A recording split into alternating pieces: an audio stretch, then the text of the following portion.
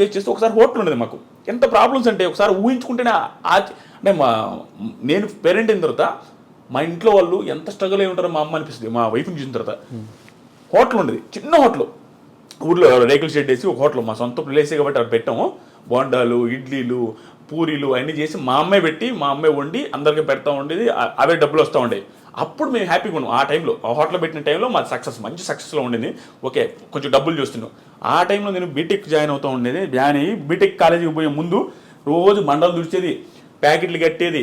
నాకు ఇష్టం ఉండదు, ఎవరికి ఇష్టం ఉంటుంది బ్రో, బిల్డప్ ఇవ్వాలని ఎవరికైనా ఉంటుంది. మిడిల్ క్లాస్ పర్సన్ బిల్డప్ ఇస్తాం. బీటెక్ స్టూడెంట్ అంటే ఏమనిపిస్తుంది, సో బిల్డప్ ముందు అనుకునే వాళ్ళం. ఆ ప్యాకెట్లు కట్టుకుంటా అవి క్లీన్ చేసుకుంటూ ఉండేది. ఆ టైంలో మా అమ్మకు ఒకరోజు నేను పూరి చేస్తా, పూరి బాండలు మొత్తం కాలు మీద పడిపోయింది. వేడి ఆయిల్ డైరెక్ట్ పూరీలు చేస్తూ ఉంది, అది స్లిప్ అయి పడిపోతే ఆ పడ్డ కాళ్ళంతా కాలిపోయింది. ఎగిరొచ్చి ముఖం మీద అంతా పడ్డాయి. మొత్తం ముఖం కాలింది, కాలు కాలి. మా అమ్మ ఆల్మోస్ట్ 3-4 నెలలు బెడ్ రెడ్. అక్కడి నుంచి అంటే ఆ రోజు నుంచి మా అమ్మకి మొత్తం టర్న్ అయింది. అంటే ప్రాబ్లమ్స్ ఏమి ఎక్కువ ఉన్నాయి, లోన్స్ ఏమి ఎక్కువ ఉన్నాయి, మా చెల్లెళ్ళది ఒక బాధ, ప్లస్ మా నాన్న పెద్దగా వర్క్ చేయడు, నాదొక బాధ, నాకు జాబ్ లేదు, ఇవన్నీ బాధలు పెట్టుకొని ఆ టైంలో మా అమ్మ ఏమనిపిస్తుందంటే ఈ పెయిన్స్ ఎక్కువ ఉండేవి, బ్యాక్ పెయిన్ ఎక్కువ వచ్చేది, ఈ ఆయిల్ పడ్డ మంటలు ఎప్పుడు ఉండేవి. దానివల్ల సడన్గా ఒకరోజు సూసైడ్ చేసుకుని చచ్చిపోయింది. అది ఎందుకు చచ్చిపోయింది, ఏమి రీజన్స్ అనేది తెలియదు. మాకు అర్థమైంది ఏంటంటే ఎప్పుడు బ్యాక్ పెయిన్ అంటూ ఉంటుంది, ఈ మంటలు అంటూ ఉంటుంది, పరిస్థితులు బాగాలేవు, అప్పులు ఎట చేయాలనేది. ఎందుకంటే మా అమ్మ ఒక్కటే కష్టపడుతూ ఉంటుంది. అవన్నీ తట్టుకోలేక సూసైడ్ చేసుకుని చచ్చిపోయింది బాత్రూమ్కి వెళ్ళి. అది కూడా నార్మల్. ఆ రోజు కూడా లాస్ట్ ఫుడ్ తిని నేనే గోంగూర పచ్చడి నాకు ఎప్పటికీ గుర్తుంది.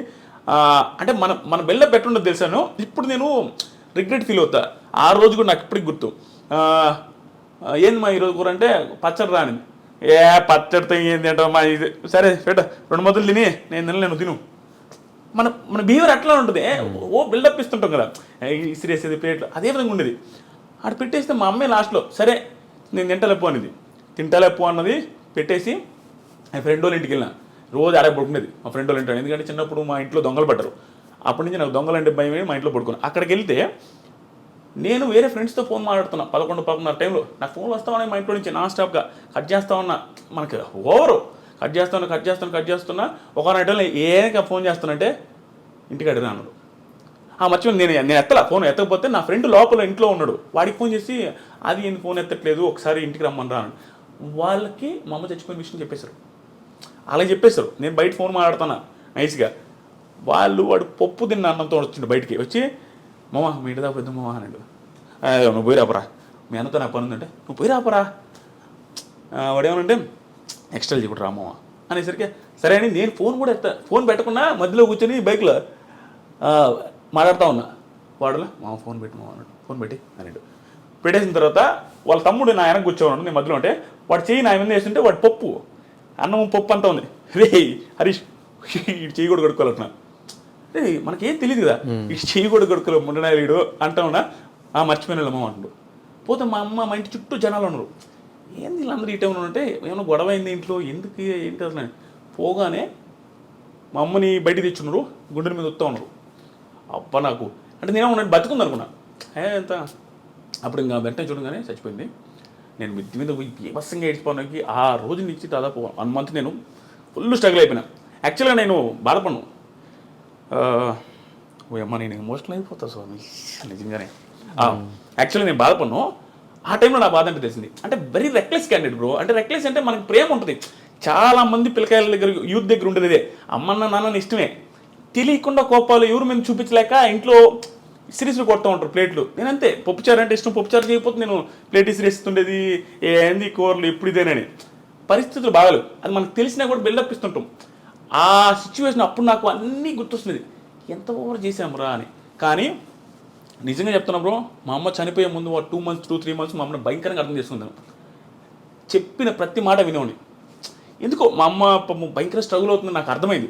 అక్కడ ఒక టైం వస్తుంది చూసారా, మనం కూడా ఎంత ఎదవైనా అర్థం చేసుకుంటాడు. ఆ పక్కన నేను ఎంత ఇబ్బంది పడుతున్నాను ఆ టైం అది మళ్ళీ అర్థం చేసుకునేది బ్రో. చిన్న మాట, ఒకప్పుడు నేను రోడ్లో పేరాపర్ వచ్చినాడు అంటే నేను మానపము అనేవాడిని. అలాంటిది ఒక మాట చెప్పిన వెంటనే వెళ్ళేవాడిని. మా అమ్మకి భలే నేను ఒక్కని ఎంత బాగా వింటున్నాడు అనే ఫీలింగ్లో ఉండేది. కానీ సడన్గా చేసుకునేసరికి మాకు ఎవ్వరికి అర్థం కాదు. అది ఎట్లా అంటే బాత్రూమ్ రేకులు బాత్రూము. మా అమ్మ 5.7 5.8 ఉంటుంది, ఆ ఎత్తు 5.9 ఉంటుంది అంతే. ఆ బాత్రూమ్ అంటే మనిషి బూరేసుకొని ఏలాడాలంటే కాలు తగులుతుంటాయి. ఎలా ఎంత ఇబ్బంది పడి ఊరేసుకున్నదని మాకు ఇప్పటికీ ఆశ్చర్యం అనిపిస్తుంది. ఎంత పెయిన్ ఉంటే బాధపడదని. ఈ సుత్తి అంతా నేను ఏం చెప్తున్నా అంటే, సుత్తి కాదు, చాలా మందికి ఇది ధైర్యాన్ని ఇవ్వాలి నాకు. ఆ పొజిషన్ నుంచి మా అమ్మ లైఫ్ మారదులే, ఇంకా నా జీవితమే ఇంతే అనుకుని సూసైడ్ చేసుకుంటే, అంటే మీరు ఇంకా నేను ఇంకా నా లైఫ్ మారదు అనుకుంటే, నేను ఇప్పుడు 20 మంది లైఫ్లు మారుస్తున్నా. నేను సెలూన్ పెట్టి నా సెలూన్లో 20 మంది పనిచేస్తున్నారు, నా చుట్టూ 5-6 మంది ఉంటారు, వాళ్ళ లైఫ్లు నేను చూసుకుంటూ ఉంటాను. ఇన్ని లైఫ్లు నేను మారుస్తుంటే మా అమ్మ లైఫ్ మార్చలేను అనుకున్నది. హోప్లెస్కి అయిపోయి సూసైడ్ చేసుకుని చచ్చిపోయింది, ఇంకా ఆనందం ఉంటుంది. అదే మా మదరు సూసైడ్ చేసుకోకుండా ఎదిరించి పోరాడి ఇక్కడ దాకా ఉండుంటే ఈరోజు మా మదర్ ఉన్నప్పుడు నా సక్సెస్ ఇంకా ఎక్కువ ఉండేది కూడా, ఆనందంలో ఇంకా హ్యాపీగా ఉండదు. ఇప్పుడు మేము వీడియో చేస్తున్నాం, మా అమ్మ మదర్ కూడా మా వీడియోస్లో ఉండుంటే ఇంకా ఎంత బాగుంటుంది. ఇవన్నీ ఆలోచించుకుంటుంటే నాకు అనిపిస్తుంది, ఒరే నాయన సూసైడ్ ఎందుకు చేసుకుంటారో, నా లైఫే బెస్ట్ ఎగ్జాంపుల్. అసలు టర్నింగ్ పాయింటే ఉండదు, హ్యూజ్ ప్రాబ్లమ్స్ కానీ మా అమ్మ సూసైడ్ చేసుకున్నది. నా లైఫ్ ఈరోజు ఎట్టుంది, ఏ రకంగా ఉంది. మా ఊర్లో ఇంకొక ఎగ్జాంపుల్ నేను క్వశ్చన్ కూడా అడగ, నాకు మా ఊర్లో చిన్న ఎగ్జాంపుల్ చూడండి లైఫ్ మారడానికి. నేను జస్ట్ ఒక ఇంగ్లీష్ మాట మాట్లాడితే యా అన్న ఒకరి ముందు ఏదో అడిగితే యా అంటే, మేము కానీ మెతుకులేదు కానీ ఇంగ్లీష్ రా నీకు అన్నారు. నేను 10th చదివేటప్పుడు ఆ పొజిషన్ అట్లుండేది మాకు. ఆ రోజు నుంచి నా దగ్గర అప్పు తీసుకుని వాళ్ళు 10,000 ఎగ్గొట్టారు. అది అక్కడ దాకా వచ్చి ఇవన్నీ మా అమ్మ చూడలేకపోయింది. ఇప్పుడు ఇంట్లో వాళ్ళకి ఎట్ట బ్రో, పల్లెటూరు ఆడవాళ్ళకి ఎట్ట, మా కొడుకు 30,000 శాలరీ అయితే 50 చెప్పుకుంటారు, అదే వాళ్ళకి ఆనందం. ఇవన్నీ మా అమ్మ చూడలేకపోయింది. ప్లస్ బంగారం ఉండేది లేదు, ఏ పెళ్ళిళ్ళకి పోయినా మా అత్తోళ్ళ దగ్గర తీసుకుని పోయేది. ఆ పొజిషన్ నుంచి ఈరోజు ఏమైనా కొనిచ్చే పొజిషన్ చూడలేకపోయింది. అందుకని ఆవేశపడకూడదు మనిషి. ప్రతి ఒక్కడికి నేనే సక్సెస్ అయినా బ్రో, నా దగ్గర టాలెంట్ లేదు, నేను జెన్యున్గా ఒప్పుకున్నా, నా దగ్గర ఏ టాలెంట్ లేదు, మాట్లాడతా అంతే. ఏది హార్ట్ఫుల్గా మాట్లాడతా, ఏది అనిపిస్తే అది మాట్లాడతా. టాలెంట్ లేని నేనే పెద్దగా చదివాను కూడా కాదు, ఓకే ఏదో వచ్చాయి. అలాంటి పర్సన్ నేనే సక్సెస్ అయిపోయి నా లైఫ్ మా ఫ్యామిలీ లైఫ్ మార్చేస్తే, ఎంతోమంది బీభత్సమైన టాలెంట్ ఉంటుంది, వాళ్ళు ఎందుకు చచ్చిపోవాలా, వాళ్ళు ఎందుకు సూసైడ్ చేసుకోవాలి, నాకు అర్థం కాలే. నువ్వు వెయిట్ చేయి. బిగ్ బాస్ బిగ్ బాస్ చాలా మంది ఆ షోని తిట్టుకుంటూ ఉంటారు, ఇప్పుడు తెలియదు ఉంది అది ఒక షోనా అంటారు. ఇన్ని చెప్తుంటే ఆ షో ఒక లైఫ్ మార్చింది, ఒక ఫ్యామిలీ లైఫ్ మార్చింది, మా తరాన్ని మార్చింది. ఇక్కడ నుంచి మా తరం స్టార్ట్ అయిపోద్ది, మా ఒక జనరేషన్ మార్చినట్టే. దాంతోపాటు నా చుట్టూ ఉండే వాళ్ళకి 20 మంది బతుకుతున్నారు. దీంట్లోనే కెరీర్ ఎత్తుక్కోగలిగిన టైం వస్తే, అన్ని కలిసి వస్తే. అలాంటిది వేరే వాళ్ళు ఎందుకు ఎత్తుకోలేరు, చదువుకొని బాగా చదువుకున్న వాళ్ళు. సో నేను ఈ ఇంటర్వ్యూలో కానీ ఎక్కడొచ్చినా నేను ఈ పాయింట్ నా జీవితం మొత్తం చెప్తా ఉంటా, సూసైడ్లు చేసుకోవద్దు. ఏ లైఫ్ ఏ టైంలో నీకు రోడ్డు మీద ₹1 దొరుకుతుందో తెలియదు. నీకు ఏ పిల్ల నిన్ను నచ్చి ఆ పిల్లకి 100 కోట్లు ఉంటే నీకు తెలియదు. నీకు ఎక్కడైనా చేంజ్ అయిపోవచ్చు, నీ లైఫ్ మొత్తం డిజాస్టర్ నుంచి హై క్లాస్లోకి వెళ్ళిపోవచ్చు. ఆ హోప్ ఉంచుకోండి, ఎప్పుడు చచ్చిపోవద్దు. నీకు నిజంగా చచ్చిపోవాలనిపిస్తే, నీకు అసలు నీ పరిస్థితి బాగాలేదంటే, ఆకలితో చచ్చిపోయి కావాలంటే ఇది వెయిట్ చేయి లాస్ట్ రోజు దాకా ఏది దొరకపోతే నువ్వు ఎట్టగా చచ్చిపోతావు. అంతే, నీకు నువ్వు చచ్చిపోవాల్సిన అవసరం లేదు. నువ్వు తట్టుకోలేకపోతే అది ఆటోమేటిక్గా అయిపోద్ది, చచ్చిపోవద్దు. అది నేను అనుకునేది. ఆ పొజిషన్ నుంచి ఈ పొజిషన్ దాకా వచ్చి చూసారా, నేను ప్రతిసారి చాలామందికి చెప్పేది అంటే, నేను నా ప్రాబ్లమ్స్ ప్రతిసారి చెప్తుంటా.